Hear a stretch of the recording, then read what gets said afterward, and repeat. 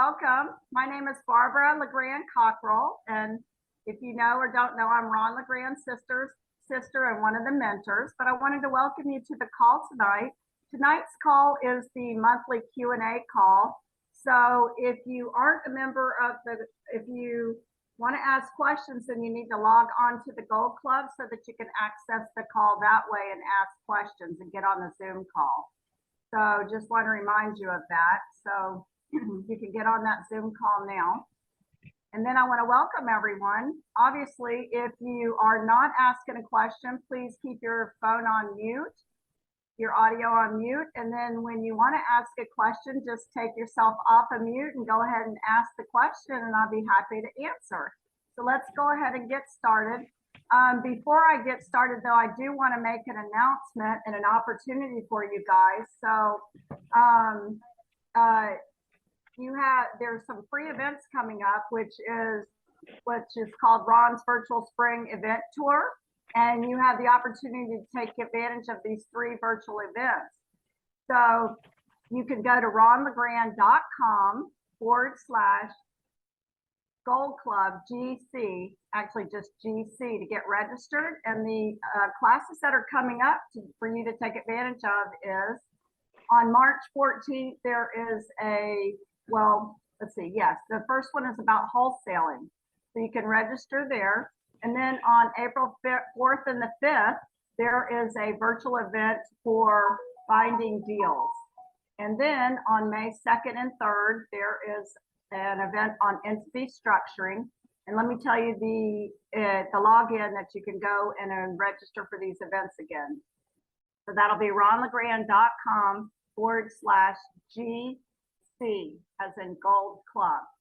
So please take advantage of these. These are for you, and they're available. So I'm going to open it up now for questions. So who has a question?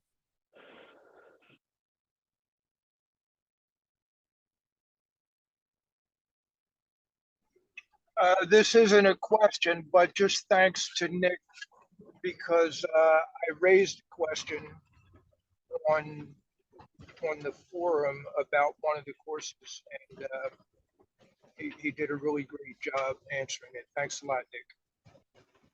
Awesome. Way to go, Nick. Hey, Barbara, can I ask you a question? Hey, Tony, how you doing? Fantastic. How are you? Good to see you. Good to see you as well. Looking beautiful as always. Yeah, I appreciate that. Absolutely. So here's my question. You have the bird's eye view, so I have to, whenever I get a chance to talk to you, I want to ask you this question. From your mentees, from your students, what lead generation activities are you seeing that are working well for them right now as we speak? Well, a great lead generation that is very inexpensive is the Deal Finder. And sorry, you moved around. There you are on the other side of the screen. The Deal Finder, and for those of you that aren't familiar with it, you can go to ronlegrand.com/Deal Finder. Now, it's not Ron's program, but he is just giving you that information so you can take advantage of it. And the Deal Finder is a subscription that you can subscribe to for the first 3 months. It's only $299 a month. And then you have zip codes. You can add an additional 5 zip codes for only $100. After the 3-month subscription, then you will be able to take advantage of it, and it'll be $199 a month. So that is a database that uses AI, artificial intelligence, which is becoming a buzzword these days, AI. So everybody's getting to know what AI is. And it uses artificial intelligence to find multiple motivating factor leads. For example, a seller might be an out-of-town owner that may also have a tax lien. So it looks for multiple motivations for a seller that might be a high probability that they would want to sell their house. So that's a very good database and very inexpensive and great for beginners to get onto that can get some motivated leads coming in. Now, of course, you want to call all of the leads from your Gold Club that are sent to you as a member of Gold Club, you should all know that you get leads coming to you for 2 counties at least for free, and you can sign up for more counties. So if you're not getting these leads, then you need to let them know, because one of 2 things may happen. One being you may have a little software glitch, and 2, there may not be FSBO leads in your area, and then you want to change counties. So you definitely want to take advantage of that, and you want to find Zillow leads. These are out there, but now the Gold Club and the Zillow are going to be your less motivated lead sources. So that, and then Ron likes Nicholas Nick. He has some good leads, that good program for you that you can contact for leads there on Nicholas Nick, and then Lead Mining Pro. And then I believe on the Gold Club there is a list of lead sources, some free and some cost. So I would check that out for the lead sources that Ron recommends. I think I've got that right here. So let me see if I can tell you some more that would be good for you. So you asked, what are students finding success in? Always finding success in putting signs out in neighborhoods above, high on trees so that they can't be taken down, and inside neighborhoods. That's always good. And always looking for, I'm giving you some of the low cost ways to start finding leads too, and that's always good. So driving around and looking for houses that are for sale by owner. So you've got that, and then you've got Nicholas Nick. He can be found at Lead Mining Pro, LeadMiningPros, plural.com. That's one of the sources that he recommends. And then, Tony, every area marketing is a test. You got to see what works better in your area. Some other ones that are pretty good are FastHomeOffers.com and NeedToSellMyHouseFast.com. Those are sources where you can just buy individual leads. And then there's other sources that work as far as if you're going to work. So let's talk about that for a minute. So you always want to find motivated leads. So who's a motivated lead? Somebody that needs to sell, right? So obviously someone in foreclosure, pre-foreclosure would need to sell. A probate would need to sell. So if those are great leads because there's a need. Now, foreclosure lead, for example, may not take action right away. So these are leads that if you're going to do foreclosures, pre-foreclosures, then you want to be committed to following up, meaning that you don't want to send them just one letter. You want to send them a series of letters until they either talk to you, deal with you, or they're in foreclosure. But that's got to be a follow-up system. So if you're going to go that route, you want to be committed to making sure those letters go out. The same thing a little bit with probate, that you want to follow up with them. But a probate never lived in the house. The heirs never lived in the house. They didn't want the house, and they inherited the house. So obviously they definitely want to sell it. So those are great leads to start out with. So depending on your budget and then how motivated you or how much you have to spend on marketing money, but I would start with those sources first and go from there. Now, Very helpful. Very helpful. okay. There's something else that I wanted to say about foreclosure leads and probate. You can actually get those leads. Now, Jay teaches you to go to the county courthouse, but in most counties, it's all online these days. So you don't even have to go to the courthouse. You can get them. They have a financial daily news database, or wherever you can call your property appraiser's office in your county and find out where that would be located, that you can just go online and get these leads. And if you don't want that, then there are subscriptions that you can subscribe to that come right to you, and that would be Foreclosures Daily. That is a database subscription that you can purchase over, say, a 6-month period, that you can get those leads sent right to you. And that's Foreclosures Daily, and there's discounts available for that. You can mention Legrand 1000 promo code to get your account set up for free. And you can mention my name and get a 20-30% discount, because P&G Cousins knows me too. And so I would say start with those sources and go from there, Tony. Is that helpful, or do you need some more? It is crazy helpful, and let me tell you, it's very timely as well. I Okay, spent great. probably an hour ago. I spent about a half hour on the phone with Nicholas Nick, and we Okay, guessed with him. And one plug I'll put in there for Ron's course on finding quality leads. There's a piece in there where Nicholas Nick is on there, and he's talking about the services he provides, and he gives a link and a discount code in that course. Well, let me tell you something. That course was recorded, what, probably about a year ago, maybe? yeah, please. Nicholas Nick still honors that. And we were able to take advantage of that code and get the discount as well as the up it's like a 10% more leads that you get from the packages that you buy. So That's we took awesome. advantage as well. So I'll be reporting back in, but we're fired up about that. And it's good to hear you speak well of Nick because I had a great conversation with him today. That's awesome. Now, for those of you that don't know what he's talking about Ron did the event on finding leads. And I believe that's what he's doing on the date of finding deals on April 4th and 5th. So make sure you take advantage of that. And I also want to tell you guys, if for all of you that are in Gold Club, you should be getting a weekly email. And it comes out every Friday. So if you're not getting that, contact customer service and they can put you on that email. And that's where you get all these great information, and you get information about the upcoming events and things that are going on, and just great articles and all kinds of good stuff. So make sure you're taking advantage of that. Make sure that you're aware of that. And especially this finding leads, finding deals virtual event that Tony was referencing. And sounds like you get a discount code in there for that. Thank you, Tony. Thank you for sharing that. Hey Tony, I actually, it's strange because I actually talked to Nicholas Nick about an hour and a half ago, and I was asking about his packages, like the different kinds of lead generation packages that he has on his website.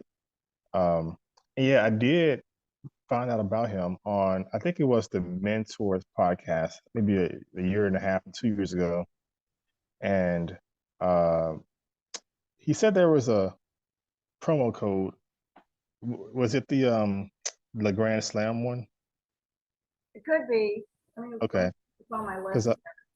so what was the discount on that one? He said you get 10% more or something, but is the price lower? Yeah, so you're gonna save. Let me now you're gonna have to write this down because I don't want you to fall off your chair when I tell you All right. this.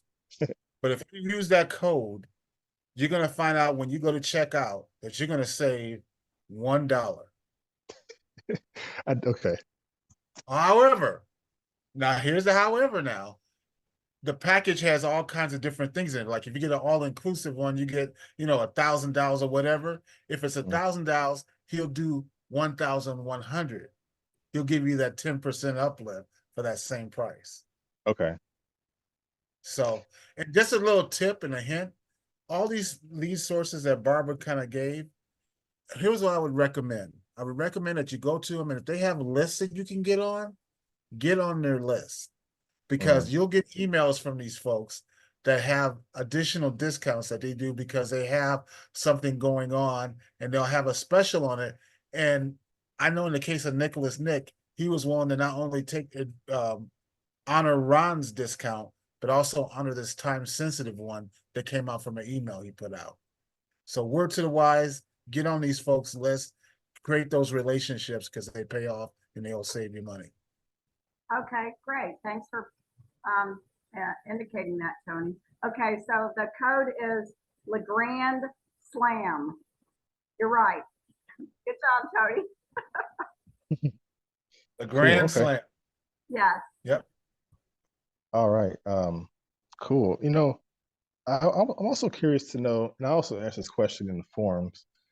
I guess from start to finish, like let's say from the moment you receive a lead to the moment you close on that lead, not before you get a tenant buyer in there, but just from the start of getting a lead, a high quality lead that you could buy their home to the point you sell. Like, what's the usual turnaround time from start to finish? Is it usually 6 months, well, not 6 months, 6 weeks, or how long is the average time? Well, you said till the time you sell. Are you talking about getting a lead from a seller? Getting a lead from a seller when you first receive that lead, until the point where you actually um, acquire the house, either through subject to or owner financing, not including the time you find a tenant buyer to lease it from you, but from the sale side. Oh, how long does it take to get that under contract? Yeah, like if I buy a lease, today, and I receive, their information Wednesday, like what's the usual time before, I'm just trying to estimate how You know how soon. quick you're gonna get a deal, Tim? Yes, exactly. Okay, so here's your answer. So once you get the lead, then you want to make the call. So Right. you want to get a hold of the seller. So you don't get a hold of the seller, you leave a voicemail, and you're going to immediately follow up with a text.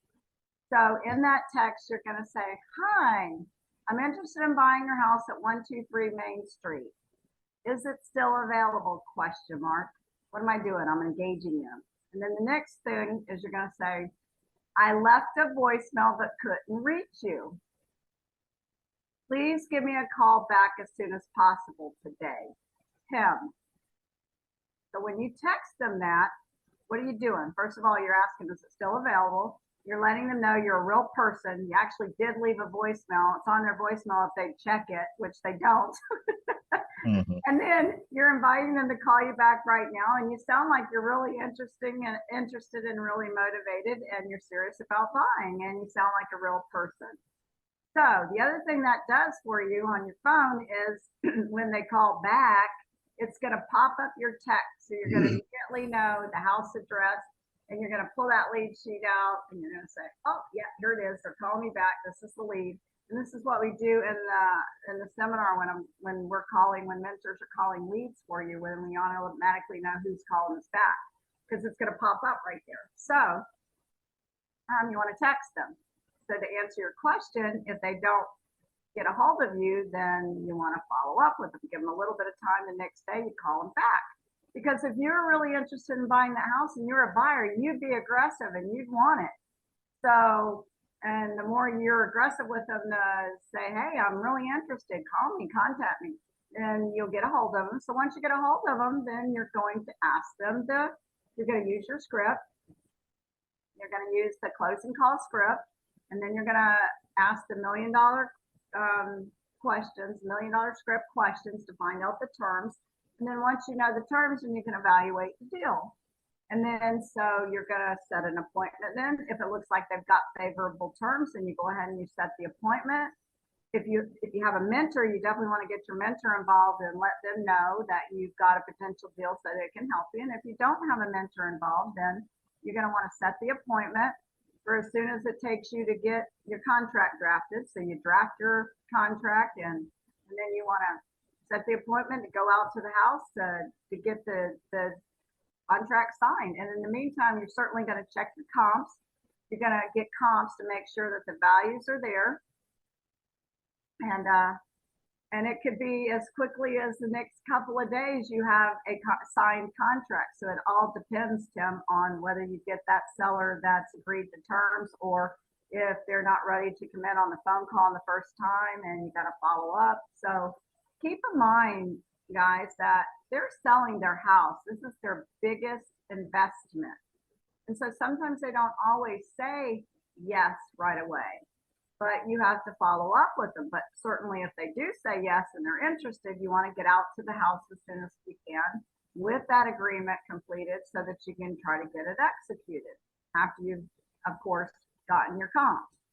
And then when you're on the phone, if they're not committed to you and you don't know for sure, then here's a writer downer question to know if you should follow up or not. What are you going to do at the house if you don't get all cash? If they said they wanted all cash, right? So that gives you an indication of their motivation. Are you ever going to sell to me on terms, or you just not today? You just kind of holding out because you just put it on the market, or Should I follow up with you in a couple weeks? Or if they say I'm just gonna list it with the realtor, then you got a good feel for where they're at, how motivated they are. And then it gives you an indication if you should follow up. So Yeah. Tim, the answer to your question is it could be right away if you get, I mean, it could be the very next call that you make to a seller that's interested in terms and you get out there and get the agreement signed. I see what you're saying. I guess my question was kind of, partially inspired by the conversations we've had about how to generate leads. So if we spend hundreds or thousands of dollars from pre-screened leads from another company, how soon can I get that money back? This is what I'm trying to, in my head, to figure out what average time. Granted, if I do everything right on my side with the scripts and with the making sure I follow up when I need to.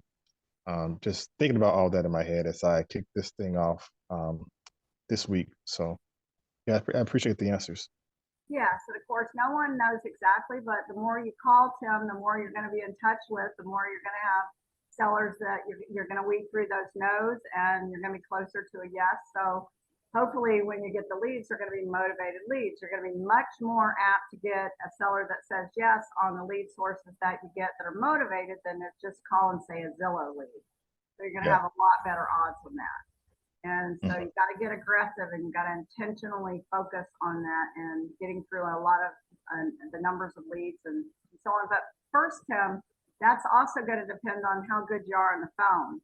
So when Ron says to do those 25 to 30 practice calls, it's very important to do that. And I'll tell you, the first thing he does when he calls master students is ask them, did you get your 25 to 30 practice calls in? Because it's so crucial. You've got to get yourself good on the phone so that you can handle objections.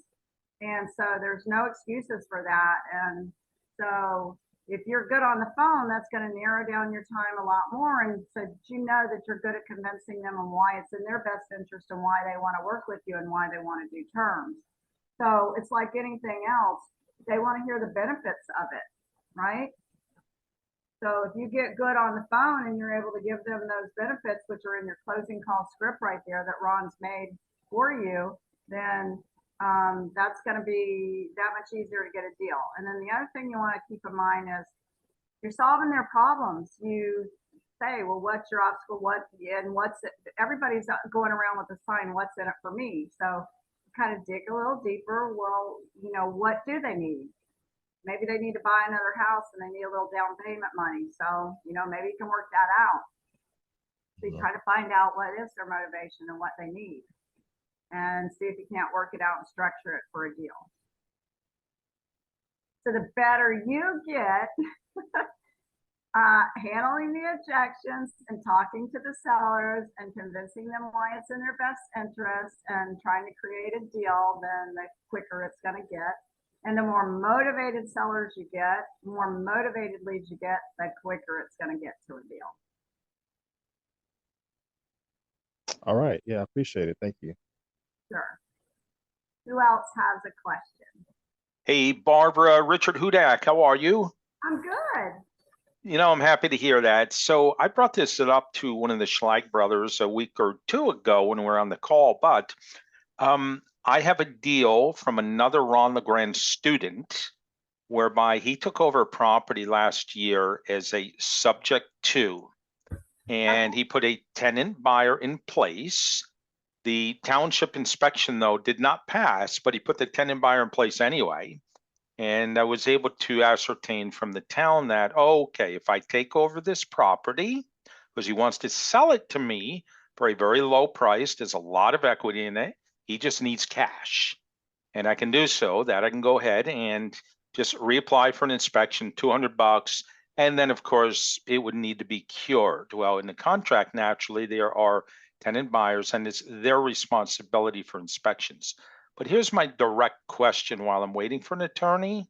So for me to purchase this, we're going to transfer the deed from his LLC into my entity, whether that's a trust or an LLC, have to pay transfer tax on it. But would you recommend, though, that I would need to obtain all brand new contracts with the original seller as well as with the tenant buyer now in my entity's name? Well, I don't know how you're buying it. How are you buying it from the other investor? Is he signing it or is he doing another purchase and sale? Because you said it was subject to. What kind of paperwork do you have from him that you're buying it from? Yeah, every bit of paperwork we have is Ron Legrand paperwork. Okay. So, Well, so yeah. are you buying on owner financing from him? Or what are you doing? If he bought it, I guess, subject to, and he's got the deed, and now he's Yes. selling it to you, how is he selling it to you? Well, there's a cash consideration naturally, but we're going to have to transfer the deed when I give him the cash into my entity's name. So Okay, that's is he the, just getting an assignment fee? I don't know what type of fee that is as of yet. My attorney hasn't gotten back to me, but he's What? selling, his position in this and selling me the property. So technically I get all contracts. The question is, shouldn't I change them though into my name with the original seller as well as with the existing tenant buyer? Again, Richard, that depends on, I mean, what paperwork did you sign with this other investor to take ownership of it? What have you signed? Have you signed? Nothing yet. Oh, okay. Oh, So, no. I'm not doing that until I have the game face on and I know what exactly it is we need to do. So I don't want to take over a headache and I have to make sure his contracts are perfected. obviously, you should have had some kind of agreement before you went ahead and just ordered an inspection. You would have had some kind of agreement with them that this is your deal. No, I didn't do that. This is the inspection that he got from the county, from the township when he bought it in August of last year, but Okay. it failed and he never perfected it. So I'd be taking over new property here or transferring deeds by taking over those headaches, and they're not that vast, maybe a few $100 at worst. Okay. Well, so he can assign that to you. I don't know how much difference there is in the spread of what he bought it for and what he's selling it to you for. But he That can, would be a $60,000 spread, and he's selling it to me for 20 grand. okay, that's So I big. get 40 net, and I get about 600 a month on positive cash flow. Wow. Okay. But okay, so then I would say then what you would do is go ahead and get a new purchase and sale agreement. I wouldn't do an assignment. That's a pretty big assignment fee because, well, what I guess I've got to ask you, what are you doing now? How are you getting him his spread? Are you making payments to him? Are you? I didn't do anything yet. In other words, his sale price to the tenant buyer is 199. He collected 7. It's net 192. There is 140 left over on the existing mortgage. And as that's paid down, I'd be privy to that. And then if I pay him 20 grand out of that 50 or 60 left over, it would net me that much when they consummate their purchase in August, or I can go ahead and collect another non-refundable deposit if they vacate. Okay, but that answers the question. So really, you're only giving the other investor 20,000, correct? Correct. Okay. Yes. So then you could do an assignment, and you could Okay. just do an assignment, meaning that he assigns the paperwork to you, and then you would take over the existing agreement that he has with the seller. That's called an assignment. He's Yes. already got the purchase and sale agreement with the seller, and then he's just assigning it over to you. Okay. That Got would it. be the easiest way to do that, where you don't have double closings and such, and you just pay him an assignment fee. Got it. And yet we're still going to have to pay transfer taxes, 2%, one each, because in the state of Pennsylvania, assigning a contract is just like selling it. Okay, You well, see? you still have your closing costs that you gotta pay. Correct. That's right. Although, you're assigning, because, well, he's already closed on it. He did. Okay, He owns it. okay, yeah, but then he's assigning it over to you, so you're transferring the ownership. Yes. Okay, yeah, But then on the tenant buyer side, that agreement is in his company's name. How do I perfect that and now put that in our management company's name? Do I need to redo an agreement, or do you think there's an assignability clause in there as well? All right, so there's already a tenant in there? Yes, Okay, tenant buyer. and so you're taking over, is it a lease purchase? Yes, Okay. Okay, so, yeah, so I'll get your attorney involved in that. You want to make sure you close everything with an attorney. with her. yes, correct. Yeah, and so, you would have the contract and then a contract with, yeah, when is the lease up? How long is the lease? Do they already have an option deposit? They do 7,000 and the lease expires in 1 year, which is actually August of this year. Okay. Okay, so yeah, you can just get, it'd just be a new management company. Yes, Yes, and then, you have to work out the funds now on that 7,000 that, you'd have to work out that agreement with the, prior investor, the person you're buying it from, because that's gotta be transferred over, or you're gonna give them that much less. well, he absorbed that already, so really, I'm taking over at the lower price. He absorbed that, spent it, gone, and it's net 20 grand versus 27 grand Okay, so you're. because instead of that 7 already. 7, now you're gonna give them 20, Right, taking into consideration that 7 was already paid, but you're only giving him 20 where you would have been giving him 27. correct. Okay, All right, so bottom line then, is it an assignment of the tenant buyer, or are we just kind of assigning a new management company so I can start collecting the fees? Do you think it's that easy, Barbara? So I don't need to redo all these contracts. I'll just work off an assignment right across the board, do you think? well, between you and the investor, it's just gonna be assignment, and Yep. then you are gonna need to get a new lease agreement with your tenant buyers. So Right. yes, you would have to get a new agreement with them.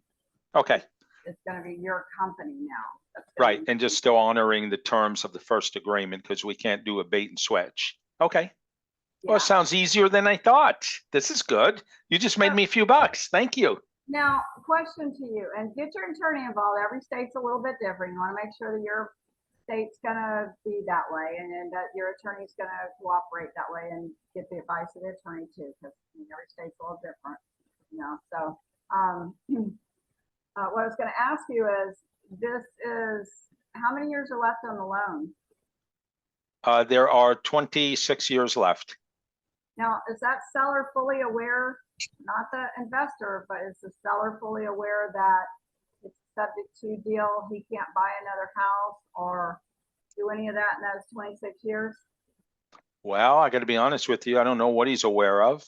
I've seen the disclosures that were sent. I didn't review them as of yet. However, he did exactly that. He went out and bought another house down in Florida. And he did that last August. So he just wanted to vacate it. Military guy, retired, not retired, but military guy. And he needed to head to Florida because his dad was very ill. So he packed up shop, bought something else down there. Was this his primary residence or was this Yes, another investment house? primary. Okay, well, that's crazy that he was able to buy when he sold this subject to, but it sounds like problem solved because he was able to go buy another house. So Right. I was going to suggest to you, instead of you doing it on subject to, then you would buy it on a wraparound mortgage. I fully agree with you. I will not do a subject to on anything because I don't want to hurt people. And I know he could be hurt on the subject to. I just won't do it, money or no money. I agree. But right now, this is just the way it is. That's how he bought it.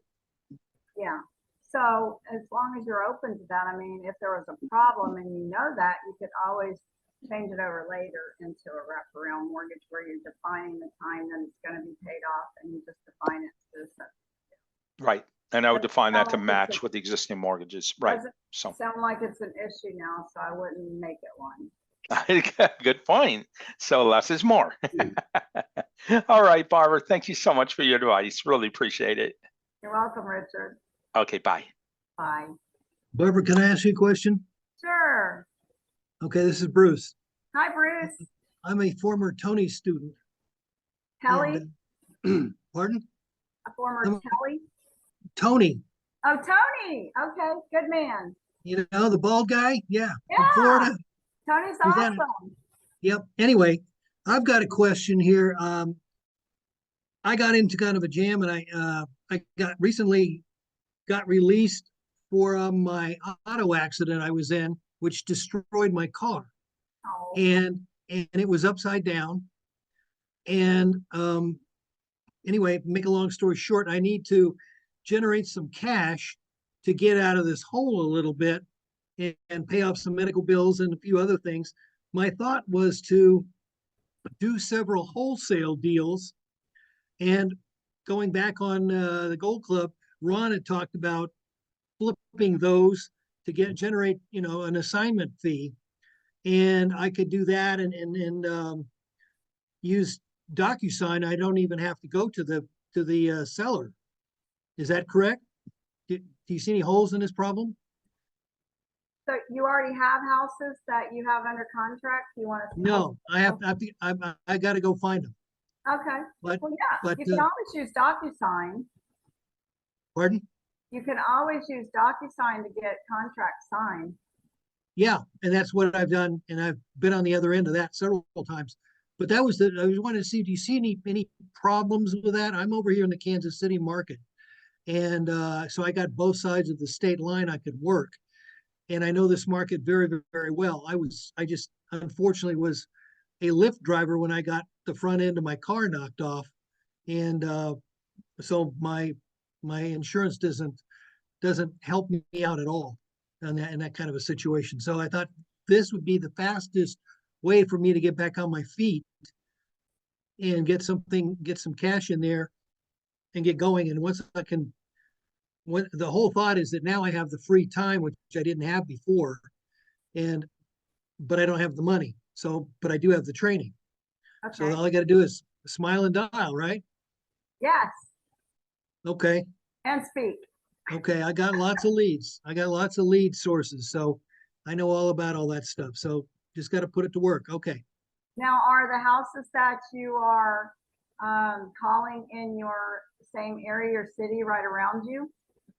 Yeah, they can be. Yeah, and what I was looking at was the lower end blue collar neighborhoods where we're not talking major amounts of money. 200,000 or less for the property probably, and that's my thought. I know this market very well now after driving around here as a Lyft driver for a couple of years.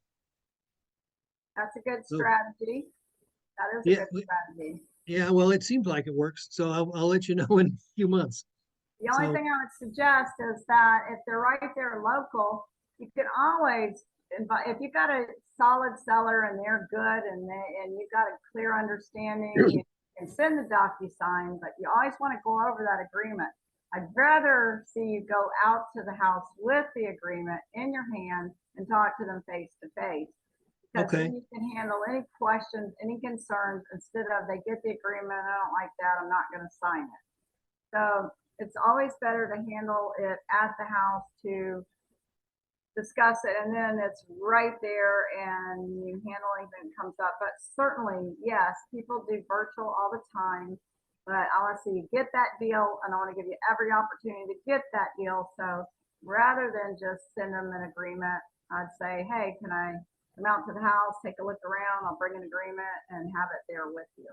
Yeah, that would be my first choice, but I don't have a car. I got to borrow. Oh, that's right. So absolutely, yes. You can tell them that you temporarily don't have your car available, and so you can get them to DocuSign, and then ask them to send you pictures or maybe even a video of the property. Yeah, I've been through some of your trainings where they show that, where the people were actually walk through their own house and put it on, play it on Zoom or something, right? Yeah, FaceTime Is- or just take a video or just walk through it live. Okay. Google, there's different Okay. methods to do it. You can friend. Now, what if these houses are vacant? Well, the seller can still send you pictures and do a walkthrough for you, unless they're on the Yeah. other side of town. Okay, yeah, Maybe they can just give you well, you can't go there, so you gotta get pictures or video or something, or just get it Yeah. under contract and then go take a look at it. Well, the whole goal was to get it under contract and then flip that contract to a rehabber so they could fix it and Correct, do that, and I'd get an assignment fee out of that. right? But you still wanna have pictures to send to your rehabber and. Oh yeah, oh yeah. Yeah, so you still wanna represent it, so you still need some pictures and videos and such. No, I don't want to buy anything that was built on a landfill. I know how that works. So I've Yeah, heard that or- before. Or if the seller has it on a lockbox and they're willing to give you the code and such, but, Sure. yeah, there's ways around it. Okay. Okay. Thank you. Main thing is get a deal structured and get it under contract. Well, that's going to be hitting the phones. Yep. I've got the scripts right here in front of me. I put them on boards. So I'm learning them that way. Okay. The car that was hurt, you weren't hurt, were you? Yeah, I was, Oh, sorry. but it's been a couple months. I'm better, but I get to know my chiropractor pretty well now. So, which is not a bad thing. But No. anyway, yeah. Not at No, all. we were all hurt a little bit, but not very much. Sorry to hear that. Took out all the airbags. They just blew up the whole car. So it was a pretty big impact. So, but that saved our lives. Right, So that's the main thing. So exactly. that's it. Get another car. So that's the way that works. Right. So, okay. Well, thanks for answering my question. Well, you're welcome, Bruce. Go out there and get some deals. Yep, I know. Start tomorrow morning. That'll be the Good time case. to start. Yeah, I know. I know. Okay. And don't forget about terms. We're talking about wholesale, and for the benefit of everyone else on the call, wholesaling can be a very good way to make money quick, but don't forget terms could be quick too. If you get a seller that, see, the whole thing, Bruce, is you want to be a transaction engineer. I sure You want do. to deal with whatever deal that comes along. So if you're Right. talking to a seller, and always ask the terms questions, guys. You have nothing to lose. That's how you want to structure it. You want to find out if they're interested in terms, and you default to cash. So always ask the terms question, because terms could be just as quick too. If you get a seller that's interested in terms and you get it under contract, then voila, then you're immediately looking for your tenant buyer. You can be looking for the tenant buyer in the meantime. That's and right. have the buyer lined up at closing, and that could be quick.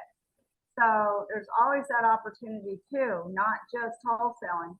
You want to be open-minded, and whatever comes along, you deal with it. And then, of course, you know that if you're not interested in terms, then what are you going to say? Well, what's the least you'll take for cash? Right. And so there you go. You write her down a question of what are you going to do if you don't get all cash? You know, if you follow up. So terms can be quick too. I'll take it. And since it's almost Easter, I could use some golden eggs. Yes, There you go. Okay. Thanks. you're welcome. Hey, where's the rest of your people? I don't know. I just got to come ask questions. Okay. Hello, Barbara. This is Reggie. How are you? Good. How are you, Reggie? Not too bad. I'm actually doing pretty good today. Awesome. Good to hear that. I wanted to share a quick success story, if Awesome. that's Love to okay. hear that. So I know we just talked about terms, and there was a situation, I would say 2 months ago, where terms were presented to a lead. But the lady that we were kind of chatting with, my partner is on the call as well too, but the lady we were chatting with, she was 3 hours away in Chicago area. So she did not want to deal with a terms deal. So what we came with, where we did I would say, I know Ron talks about doing, longer terms deal, but we came in a situation where she wanted to do a contract deal, but it was going to be kind of like a 6-month contract term deal. Okay. Okay. So we ended up getting the property under contract. Now, the reason why we did a 6 months is because the profit potential on this deal was just you couldn't just pass it up. So we got the property under contract. We put 10 grand into the property, And today we picked up a check when everything was done. We picked up a check because we actually sold the property in, I think we sold the property 30 days ago. We picked it up. We picked up the check today, and it was $186,000 check. Your Profit. check, Yes, your profit? that is correct. Okay, so we want to see that testimonial. I have the testimonial, and I actually gonna have to I'm gonna have to send it to you. I took a picture with my partner. I had him take the picture, and he's on the picture, and I'm gonna definitely send that to you. Absolutely. We That's a want to good see a one. picture of you, the house, the description. What you can do is just say, and where'd you get that lead, by the way? That's interesting. The lead came from my partner's mother-in-law that lives a couple of houses down. She found out that, you know, we had started our real estate business, and was kind of like, hey, I'm not sure if this is gonna work out, but try it. So this is where we came. I mean, there was some private money involved, but at the same time too, it was just, like I said, it was just too much to pass up on a situation like this. Last minute, it came up where we were able to secure private lending instead of going the hard money direction, which I was not in favor of.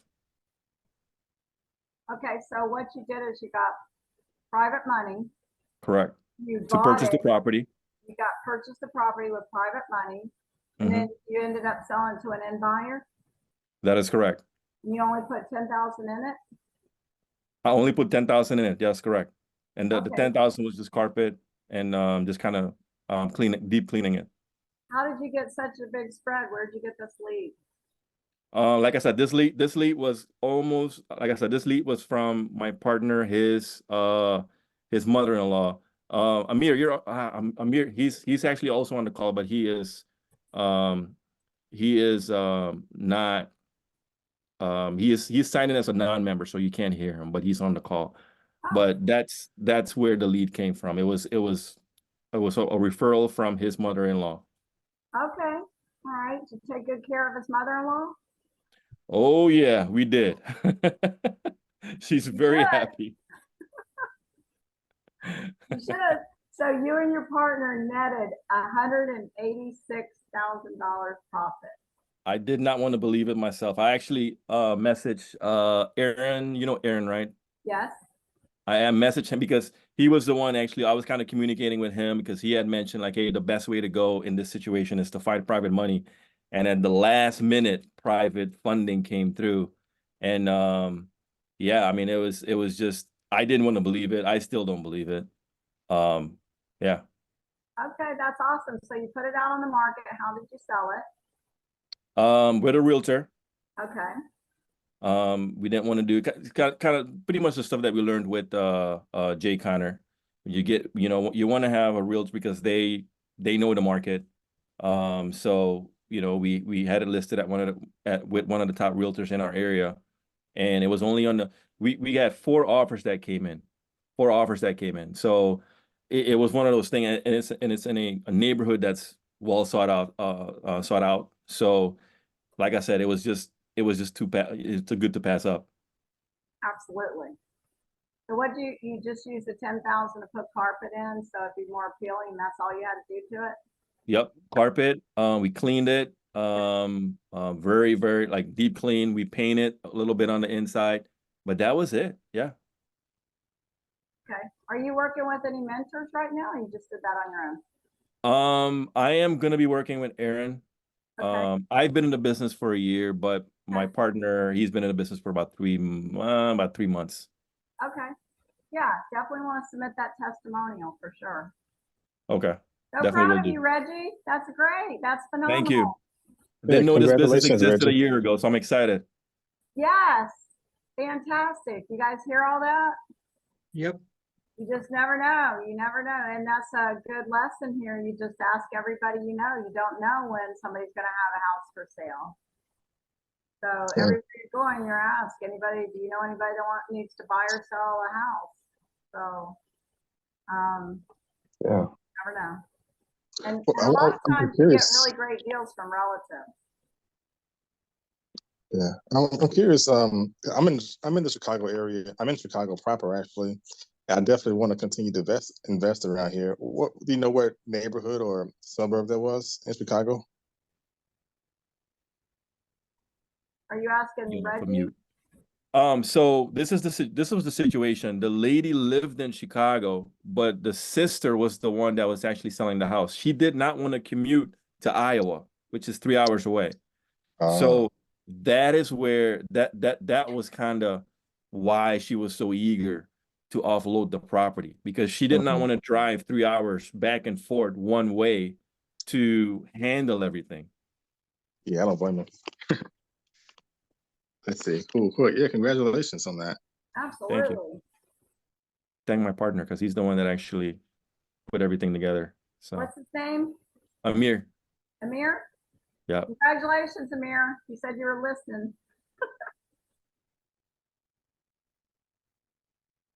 Well, that's awesome. So proud of you. Thank you for sharing that, Reggie. That's inspiring all of us. Just in case you're wondering, the business works. Just that I throw that in there. That's amazing. So proud of you to do that. And so the only reason you got it under terms was so that you could get it sold, sell it. Yeah, that's the only extra strategy we could do, because she was not interested in a 5-year term. She wanted to get rid of it.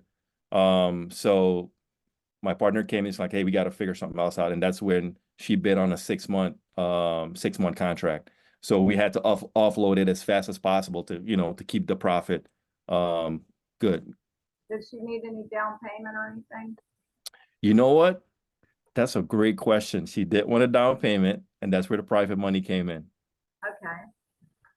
You got private money to give her a down payment and to purchase the home. That is correct. There was no money that came out of our pocket. How much did she want down? 40,000. Okay. So your private lender was was the house free and clear? The house was not free and clear. No. Okay. How much was her underlying loan? Hold on, I got the numbers here. The underlying loan was 109,000.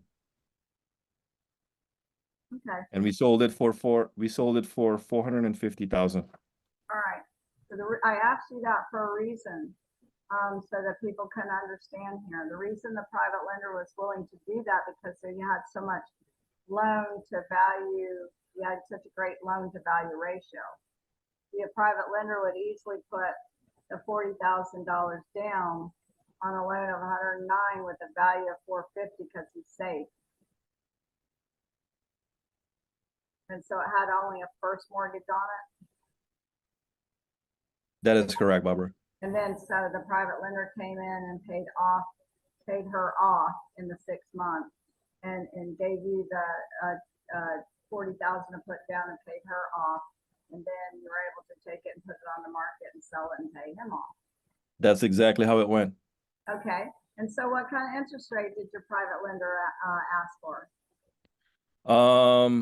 The interest, I'm sorry, the interest rate was the same. I think it was like 4, it was in a 3 or 4, but it wasn't anything crazy. Jeez. You got a private lender to loan you money for 3 or 4%? Yeah, that's what Ron talks about. At least that's what Jay says. It's like, hey, when you're doing private lending, you determine the terms. Well, you do. They have to agree to it. And that's what you always ask. You ask. How much do you want? If that's what they say, that's perfect. That's great. In this market, when a regular loan 7%-ish for a private lender to do 3 to 4, that's fantastic. So yeah, good job. And so there you go, guys. It can happen. You just got to ask, right, Reggie? That is correct. Just ask. Yes, and don't assume it can't be done. Don't assume they want more. You just got to ask. So that's awesome. I mean, congratulations on all ends. So you really did a great job, phenomenal job. Thank you. Reggie, I'm listening. Reggie, I'm listening to every word of that. What? I'm listening to every word of it. Go ahead. Okay, great. I'm glad you guys listened to every word of that, because that was really powerful stuff there. Hi, Barbara. I got a quick question. Hi, Rich. Hi, yeah, Rich Minot. I'm in not the state of Pennsylvania. We don't have states in Pennsylvania. At any rate, just a quick question on a wraparound mortgage with the underlying loan. I would write a check directly to the bank to pay for the underlying loan rather than relying on the seller to do that. My question is, having written a check to the bank, how does that payment get credited toward the wraparound mortgage instrument, the wraparound loan or note? Well, you're just making a payment just like the seller would make the payment. You're gonna make sure it goes into that account, that mortgage account. Go into what account? Well, it's gonna be paying that mortgage payment. So it's gonna be that account number that the mortgage is, the account number of the mortgage. Right, it would be paying the underlying loan with Correct. that mortgage number on it. My question is, how is that payment credited toward the wraparound mortgage, which is a separate note? Well, I mean, your paperwork, hopefully, if you did it the way Ron teaches you, is that you're going to wrap it around that loan. And so it's going to be the same payment you put in 2B, the same payment that the seller's making at the same interest rate, and the same amount per month. So you make that payment. And then I think if you're asking me how does that get applied, he tells you to put in paragraph 18 that the principal and interest on the underlying, on the wrap mortgage will equal the principal and interest on the underlying note.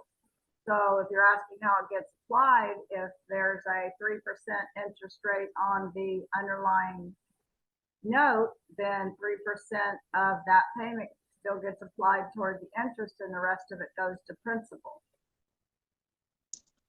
Is that your question? Sort of, yeah. I'm just thinking at some point I'm going to need to prove that I paid off or I paid toward the wraparound mortgage. Well, And the all I would payment's have probably is coming from your bank payments. account.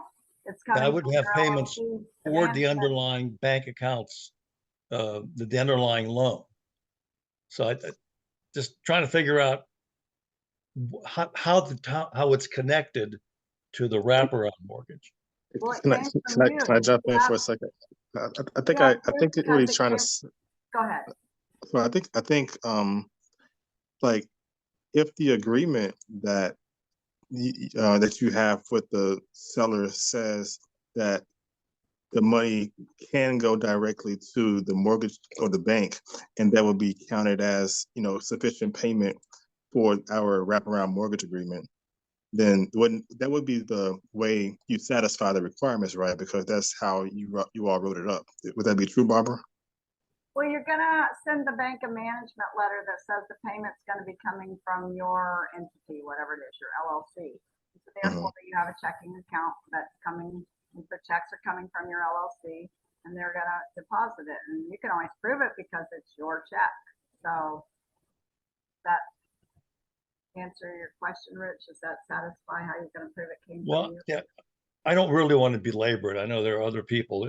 I'm still not clear. I can see how the check that I send to the bank after I've told them I'm the manager of this thing and I have the account number on it, everything. So that's paid and the bank is happy.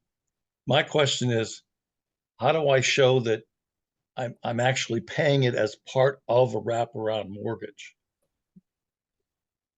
So who?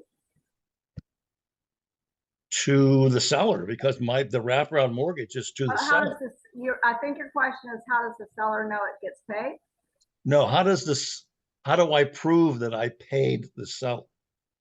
How do you prove to the seller that it got paid? Right, yeah, when I go to pay off that wraparound mortgage, I need to prove that I've made this many payments, and so that mortgage is now this much. So how do I prove that I paid it? Well, you got your checking account statements, you got that, you got your check statements, you got those, it's coming from your checking account, you have statements showing that. And then if the seller has any question whether the payment got made that month, they can also log into their online banking account and see that the payment got made. Okay, so I can see how the seller could understand that and be in agreement with it. Well, obviously, they're not making the payment, so it came from somebody, and I don't think anybody else would volunteer to just make a payment. So if the payment's being made, they're probably gonna assume it's you, and you've got the statements from your bank to show that it was paid out of your checking account. All right, well, again, rather than belabor this, I probably need to run it by my lawyer and say, what is the piece of paper or agreement that says, or the phraseology that says this payment while going directly to the bank is actually a payment on the wraparound mortgage? Hey, if I may just interject, this is Richard Hudak. Finance is my profession for years and years. Okay. You got to think about the wrap mortgage as kind of an invisible piece of paper. It's purely a security. In accordance with your agreement is to pay the underlying mortgage. They only have a wrap mortgage if in the event you default. So you're not actually paying down a wrap mortgage. You're paying down the underlying mortgage. That's your paper trail. I hope that simplifies it. Yes, so yes, that clarifies it. So the wrap mortgage is just a way of wrapping it around the existing mortgage, and the existing mortgage is still there, and you're still paying down the underlying note. Does that make sense, Rich? And yeah, I'm pretty clear on the concept and how you do it and so forth. I've been with Ron Legrand for a number of years, but I've never actually done one of these. I usually buy them cash. So I just trying to get in my head how this money that I've paid goes toward the note that is in the hand of the seller. Well, I've heard of people actually using what they call a loans processing company, and they pay that. It's sort of like an escrow account, and the money is sent to wherever it needs to go. And that is that independent third party that is to witness to you agreeing to the terms of that invisible agreement you made with the seller. And I would Well, I think that would make it pretty recommend clean. Escrow serve. And Escrow. usually, Rich, it's the payment coming from your tenant buyer to you, and then you are doing that. And so escrow serve can handle all of that.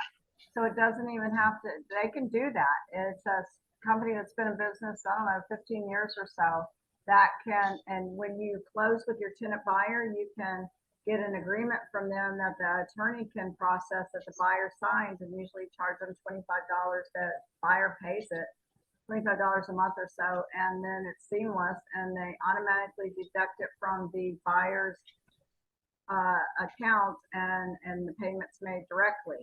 And so they handle the taxes, the insurance, the HOA payments, all of that. So you can use that independent company to make those payments, and it's a whole lot easier and seamless. And then it benefits the buyer because when they pay the payment on time, then they're developing a good credit history that can be used when they go to purchase the loan, get the loan, purchase the house. Okay, very good. I'd just like to say thank you to everybody who addressed this, and especially thank you to Ron Legrand. And I've been with him for, I don't know, 18 years or so.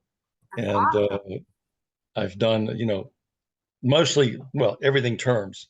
And, it's the way to go. I don't know what else I can say. It's amazing every time I think about it, what I've done with these rent to own people. I've only had one buy me out. So That's what Ron says. Most people don't. Do you have a particular success story you want to share, Rich, with everybody? well, Certainly maybe it's motivation. maybe an inverse story. I started off with rentals. I started off with a 5-unit and so forth, and I still have them. And I'm not complaining. I'm just explaining. They're a nightmare. Okay, I got people that forget to pay the rent and this and that, and toilet doesn't work, and show up at the court, in eviction court. With rent to own or lease option, it's rent to own here because no one knows what lease option means where I live. It's just literally set it and forget it. That's amazing. It's the easiest way to make money, and I feel guilty every time I get a payment. Thank you, Ron, for that, right? At any rate, thanks a lot. Well, thanks for sharing that, Rich. How many properties do you have right now? I've got Under six lease or eight, option? 6 or 8 straight rentals and several lease options. And you know, I'm literally financially free. I mean, I'm 73 years old and I don't even have to get up in the morning and I'm fine financially. Well, that's awesome. Thank you for sharing. So how did you get these leads? How did you find these motivated seller deals? Well, at one point I bought 5 trucks from U-Haul and put signs on them. And that's how I found my first one. I wouldn't recommend that, but that's how Were I they found my just first. stationary somewhere or moving around? I moved them around, but the one that I had was pretty stationary. It was at a place where they said it was okay if I parked there. Okay. And it's amazing, but now it's mostly direct mail. And I tried signs, but signs are kind of problematic where I live. Okay. Well, what kind of mail platform works for you? Who are you sending letters to? Well, yellow letters To to what list? tend to send them to zip codes. Okay. That seems to work. I did send them to other lists, but zip codes seem to be okay with me. But So I'm not just looking, random I'm not zip looking, codes? I'm not looking to buy 50 more houses. Okay. If I don't buy any more, I'm just fine. Right. So I'm, you know, I'm kind of past the super acquisition position. So you just sent them to random zip codes, not any particular motivated sellers, and they just responded that they were interested in selling their house? Well, not exactly random. I'm sending them zip codes, you know, nice houses in nice areas. So Right. I'm not doing the wholesale thing and, you know, that kind of stuff. Although I could, but I just, you know, I could, at this point in life, I can cherry pick them. And if I buy 10 houses this year, fine. If I buy 0 houses this year, I'm still fine. It For doesn't sure. change my lifestyle. Absolutely. Hey, you know, when you're on the phone and you can't do a term deal, or if you don't want it, you can always assign it to someone else. That's true. That's true. I just, you know, I just love the deal making part. That's my favorite part is the deal making. Awesome. So, Well, thank you for sharing that, Rich. It's great motivation we all need to hear. yeah, I'll tell you, I've been an engineer for all my life, and it's great, but it's work. I mean, I don't even see this as work. This is like visiting with people and buying their houses. It's incredible. But Which anyway, is I'll work? let you go with that. Which is work, the engineering or the buying the houses? The engineering is work because you actually have to show up for work every Right. day. So glad you shared, Rich. Thank you. Okay, thanks so much. Okay, guys, who else has a question?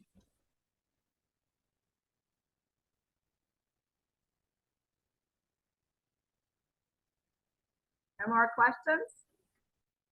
Yeah, why does time fly when you're having so much fun? It does. So Derek, do you have a question? Keep us going here and entertained.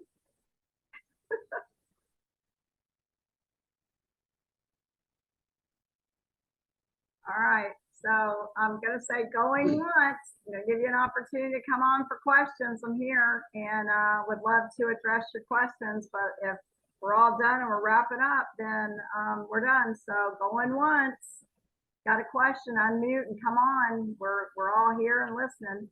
And I'm gonna say going twice. My question, Thank you, Barbara. Thank you.